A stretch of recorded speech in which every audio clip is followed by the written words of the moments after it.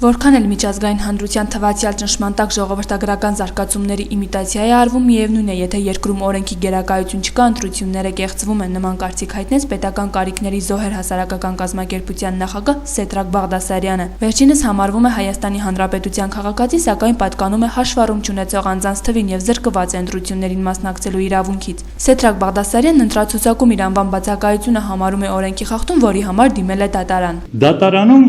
կայացվեց վճիռ, դատարանի վճռի մեջ մեզ մերժվեց այդ իրավունքը, մեզ թույլ չտվեց դատարանը։ Ըստ իրավաբան Արթուր Գրիգորյանի, ընտրական օրենսգրքի 7-րդ եւ 8-րդ հոդվածներով ընտրողներին ուղղակի տեսակավորում են։ Ըստ այդմ Հայաստանի Հանրապետությունում հաշվառում չունեցող քաղաքացին ընտրական իրավունքից չի զրկվում, բայց միևնույն ժամանակ չի ներառվում ընտրողների ռեգիստրում։ Այդ փաստով, որ նա հաշվառում չունի, նրա անուն ազգանունը տվյալները բացակայում են։ Եվ ասում են, բայց այնուհանդերձ եթե դուք շատ եք ուզում ձեր ընտրական իրավունքից օգտվել, գնացեք լիազոր մարմնին դիմեք, նա կարող է տեղեկանք տա, կարող է չտա,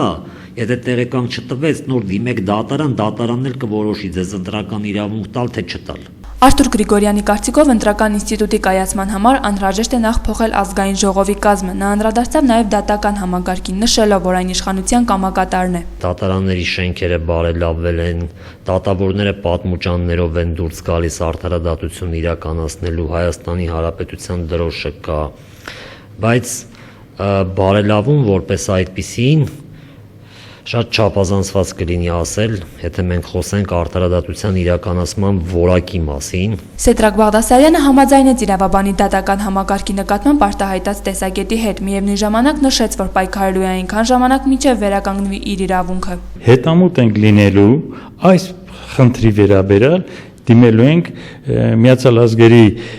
կոմիտեի դատարան մարդու իրավունքների Ժնև,